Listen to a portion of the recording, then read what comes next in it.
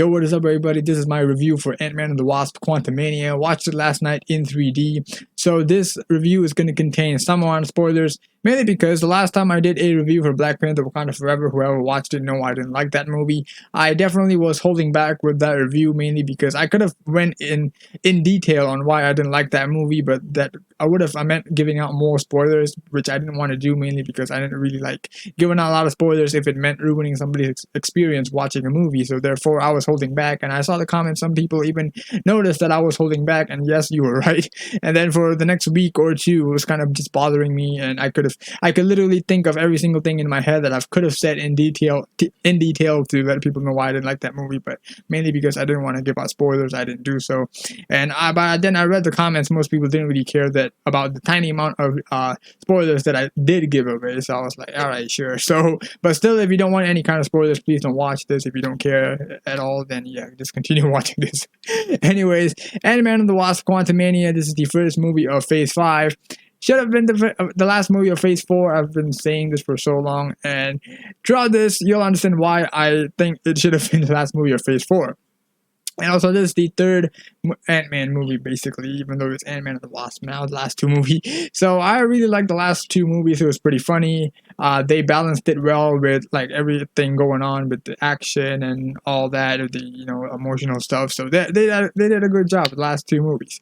This movie, however, was not a good movie, and it was not bad either, because when I watched it, I didn't feel like, oh man, this is a really good movie, like, man, or I didn't feel like, oh dad, this is bad, this is boring. I didn't feel neither. I was like, okay, this is okay. Literally, it's an okay average movie. That's just it. So it's kind of surprising, mainly because it's the same director. But you know what? I feel like that doesn't mean anything anymore. Seeing how Phase 4 went, where some directors return and the movie was bad compared to the first movie that they did, aka Thor: Love and Thunder, Black Panther: Wakanda Forever.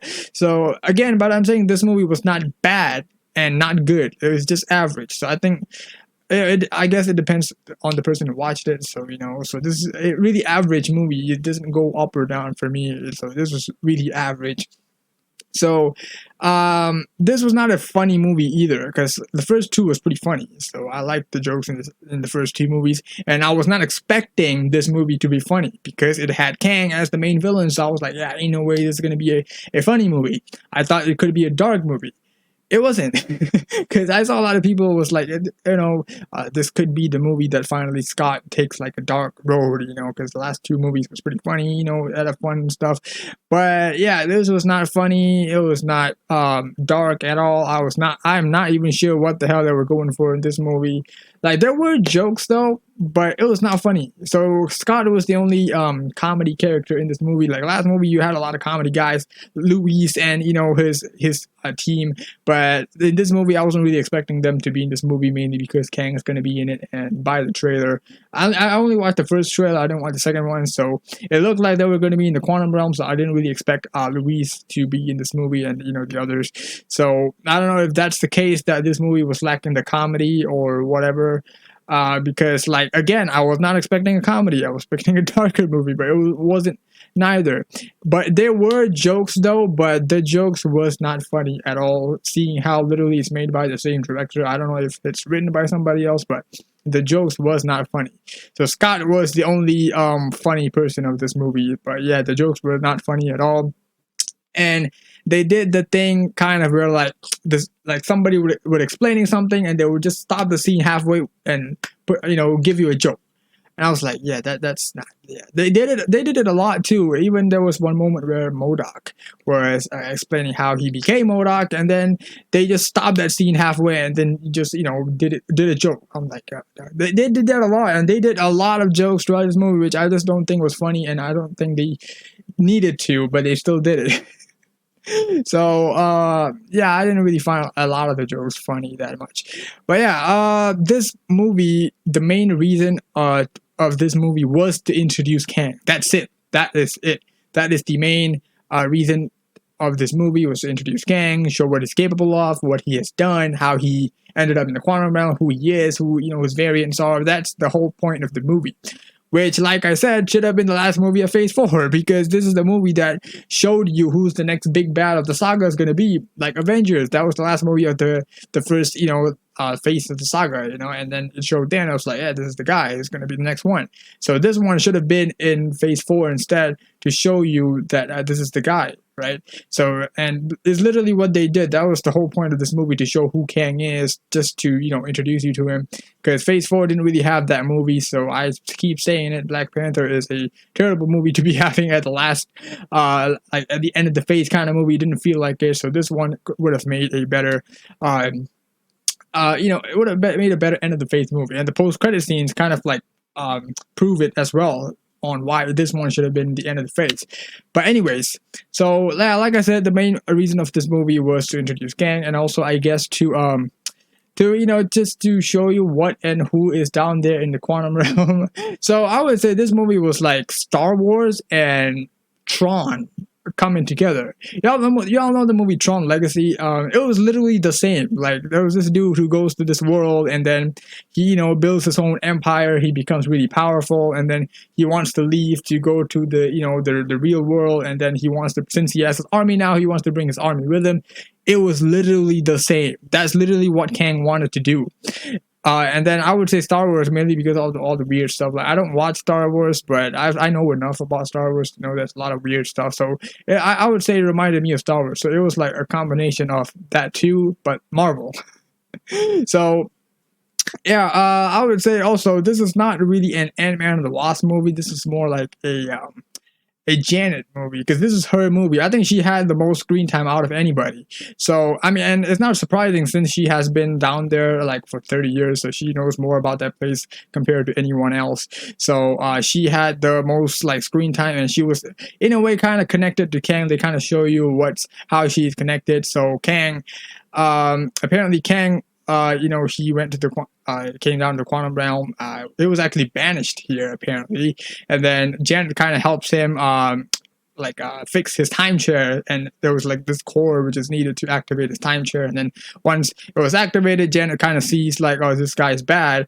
And then she doesn't want to help him anymore, and then she starts fighting him, and then after that, Hank rescues her from down there, and then, so that's why she was pretty afraid to go back to the quantum realm, because she has seen it all down there, what Kang is capable of.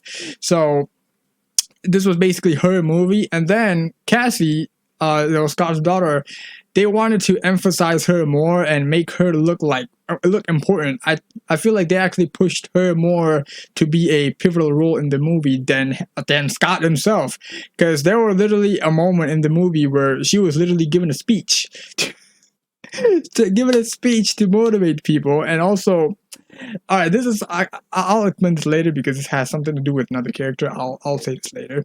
So yeah, so that was basically it. The whole plot was to stop Kang from going from the quantum realm through the surface world, and they kind of need Scott's help to do it, because what Janet did was basically enlarge, that small thing, the red and blue thing, one enlarges, one, makes it smaller. So what Janet did was make the core huge and basically like ruining it. So Kang needed Ant-Man's help to go in and shrink the thing, so that he can use it to go to the, to the real world. And then he wants to bring his whole army with him. And then the whole plan is to stop him from doing so. Yeah, exactly like Tron. So that was the whole plot. Now, going to the characters, Ant-Man, he was just there. The main thing that he did was, one, he was the funny character. Yeah, he was the funny guy.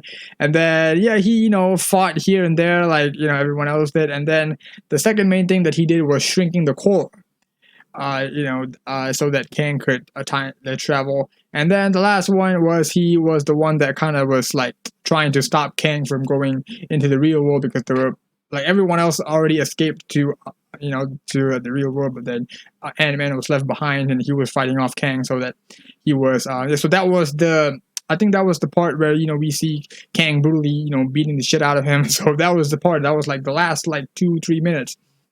Well, not last 2-3 minutes, but yeah, and the ending. That was the scene in the ending. So that was the only major thing that Scott did. Hope, she was pretty useless as well. Like, the only thing she did was, one, when Scott was in the core, he was trying to shrink the core, and then he couldn't get out, and then Hope went in and pulled him out. That was the first thing he did, and then the second one, Hope, she already went through the portal through the outside, and then when Ant-Man was brutally beat up, Kang was running through the straight for the portal, and Ant-Man couldn't stop him, and then Hope just came out of the portal to basically blast him so that he doesn't enter. So that was literally the only two things that she did. For the most part of the movie, she was pretty useless. She was just there to fight people off. That's all. Hank was pretty useless as well. So the only point he played is just just be there. And then when they all fell into the quantum realm, there was a lot of ants. His ants fell into the quantum realm as well, but his ants went to another part of the quantum realm compared to the others, and the ants kind of went through like a longer time, like I don't know how many years did he say, like 1,000, 100 years. So they became like super advanced, and then they came back to track where Hank is, and then Hank basically controlled them in like the final fight thing. So that was the only thing that he did. Most part, Hank was just there to fly a ship and stuff. Cassie, like I said, she was the main character. They wanted her to be seen as the main character. There was a part where there was a part, like I said earlier, where she was literally giving a speech to motivate people in the quantum realm to fight back, and also turn somebody good. And I'll get to that part. And also, she was the one, the reason why everyone went to the quantum realm in the first place. She was the one that built that machine thing with the help of Hank. Hank kind of gave her pointers, and she kind of like made this machine so that you could send a signal. I think we saw this in the trailer, but then and it ended up sucking everybody into the quantum realm. And then she said something stupid. When they went to the quantum realm, she was like, "Oh, where are we?" What the hell do you mean, where are we? You literally said it sends a signal to the quantum realm. So if the machine happens to suck you in, like, where else are you supposed to go? To space? Of course you're in the quantum realm. Like, that part was like, I'm like, oh, no way they made her say that. So, but I don't think Cassie was a likable character at all, and she was like a bratty character. A lot of the scenes. So she was even in prison, not prison, in jail. So yeah, they really wanted to, like push her as the main character even more than Scott. And also next was Janet. Yeah, like I said, she was the main character. She was the one with Kang a lot, and they showed her how she helped Kang, and then also like yeah, a lot of that stuff. So he was the main character. Bill Murray, he was in this movie too, but I think the only point he was in this movie is because they wanted more popular actors to be in the movie, because his character is completely useless. He just appears because Janet wanted to ask, hey, where is Scott? Because Janet, Hope, and Hank were one group, and then Scott and Cassie got split up another place. So, they just wanted to find where he is. So, Janet was like, he met Bill Murray's character, and he was asking where, and then he didn't even know. He was like, maybe Kang already got him, maybe Kang already killed him. That was literally he said. So that was a completely pointless thing. He didn't really point them in the right direction or something. But the only, the only good thing that came from that scene was basically they stole his ship so that they have like transport now. So that was the whole point. But for the most part, Bill Murray's character was pretty useless. But he only appeared for like one scene, and that was pretty useless. There was another character called Jentora, and also I think she was also pushed like a main character, and I think she had more screen time than Hope and Hank, I would say. And she was like the leader of the people in the quantum realm, basically, who were like kind of like got cast away when after Kang took over. So they also wanted to push her like a main character. She had a lot of screen time. And then MODOK, I don't know what to say. So MODOK is apparently Darren Cross, aka Yellow Jacket from the first movie. So when he shrank, he came down to the quantum realm. I don't know what to say about how MODOK actually looks. I know MODOK is supposed to look stupid, but not this stupid. It just looks like they took Darren Cross, the actor's face, and then literally just warped it exactly into it. Like, it looked like a bad render of his face. Like, but everything else looks good though. Like, the up here thing and everything else looked good, except for how his face looked. And also the mask. He had like a mask thing. Like, that was, yeah, that was terrible.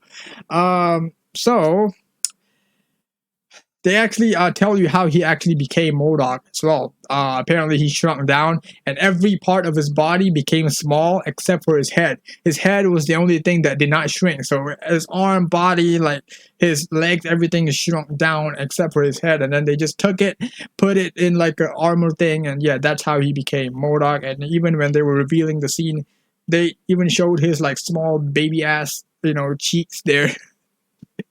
So that's how he became MODOK basically. And yeah, they ruined him. MODOK was a wasted character. You know why? MODOK became a good person at the end. Yeah, he actually attacked Kang. He was trying to save Ant-Man. Yeah. Uh, yeah, and yeah, he became good because Cassie convinced him to become good, and he became good. And he also said that I'm happy to die as an Avenger. Yeah, so MODOK is an Avenger. Uh, not officially, but yeah, he said he was an Avenger. But so MODOK's dead. So I hope we get the real MODOK, because this is like Darren Cross version of MODOK, not the actual MODOK. But I don't know what the hell to do anymore. So yeah, MODOK was definitely wasted. Kang, the actor did a great job at portraying Kang, I would say. But this Kang, it looks like he's like the loser of the different versions of Kang. So apparently he got banished here by all the other Kangs, which kind of makes it seem like this was the only Kang that is bad and every other Kang is good. So apparently this one is the loser, and so he wants to get revenge because he lost. So he was kind of like a crybaby loser Kang, because I lost to everybody, so I have to get back and destroy everybody. So that was his whole motive. So, but he kind of promised Hope that I will go back to destroy all this world except for yours, since you will help me escape. But then this was like in the flashback scene, and then Janet said no, and then she enlarged the core. But I would say the actor did a great job. But Kang, he was a force, really. His abilities, like I said, this movie was to show you what Kang is all about, and they did a great job at it. They showed you how powerful he is, and especially how this Kang lost. And he is this powerful. So imagine what the other Kangs would be like. Right? Like, this is basically the weakest Kang. And, excuse me. This was basically the weakest Kang, and he was like super powerful. So imagine like what the other Kangs that banished him would look like. So they basically exiled him, not banished, exiled him to the quantum realm, because they know this is the only place that he cannot escape. So he needed this core to activate his time chair so that he could like escape to the real world. That was the whole point of the movie. But the heroes must stop him from doing so. So yeah, that was Kang. So I would say the actor did a pretty good job. I'm really excited. But then Kang, something happened to him at the end. So right now I'm kind of confused that is this Kang is supposed to be the villain of Kang Dynasty, and there was also a name drop of Kang Dynasty in this movie as well. So something happened to him. So I'm not really sure if he is going to be the Kang that will face the Avengers and everybody later on, or it's going to be another Kang. I don't even know, because something happened to him. You'll see. I don't want to say it. So yeah, and then the movie ended, and then everyone happily went back to their Earth. And there was some stuff that was happening, because there were two scenes, like I said, on the real world, and it was almost similar, but the ending part was kind of different than the beginning, when I was like, maybe something happened, he changed the timeline or whatever. It looks like different, but then it looks like they were just trying to make it seem like a joke. So yeah, it was funny again. So yeah, that was the movie. And yeah, we go to the post-credit scenes. There was two post-credit scenes. One of it was amazing, because it shows you the Council of Kangs. So there was they talk about them exiling the Kang in the quantum realm, and then they talk about him being defeated and all. So there was three main Kangs in that council. All three are pretty well known variants. I mean, if you read comics, then you will know these are pretty well known Kang variants. So I don't want to say it. You can read for yourself which versions of Kang this is. And then they skip to a part where they said that they called every single Kang in existence. So there's literally like a stadium full of different versions of Jonathan Majors as Kang. So the three, I would say, it was like probably the main ones. But I don't want to say which versions. You gotta wait for that. The second one, I would say you can literally skip this, and I don't think it's gonna change anything. So I would just tell you this one. So it kind of like I think the time period is somewhere in like America, maybe like in like the old days, where Kang was basically given a talk about well, a version of Kang was given a talk about time, and then Loki and Mobius was there, and Loki was like, "Oh, that's him," and then Mobius was like, "It can't be him," and then Loki was like, "Yeah, it's definitely him. It's dangerous," and then it just cuts. So that was like 15, 20 seconds scene, you know, like those like TV spots or something that you see on YouTube sometimes, the 15 seconds one. So that was it. So that wasn't really a huge thing. I was like, man, that was kind of a waste. Not exactly a waste. I would say that was just like a 10-second spot for Loki 2. I think Loki season 2, I guess. So that was it. But the first one was huge, mainly because they showed the other variants. So yeah, that was it. That was Ant-Man and the Wasp: Quantumania. Pretty average movie. Yeah, a lot of useless characters. The only character that was important basically was yeah, Janet, I guess. Like, she was the main character. Cassie was pushed to be the main character. MODOK was wasted. Kang was, a loser basically, but he was still really powerful. I liked all the abilities, how his suit looked like, everything. They made him look really dangerous. The actor did a great job. Hank was useless. Hope was useless. Scott, in a way, is useless, but he still did some stuff, like holding back Kang and shrinking the core and stuff.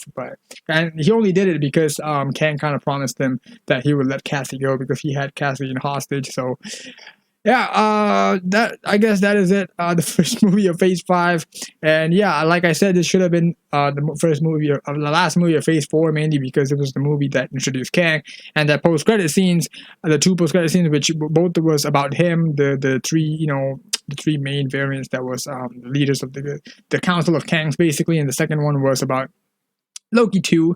So even though I don't see that as a huge, that was just like that was just an okay post credit scene, not something to freak out on or anything. That was just like okay, mediocre at best kind of post credit scenes, like 15 seconds. I think that is more to like a Loki 2, like yeah, something first look to Loki 2, you could say, or something.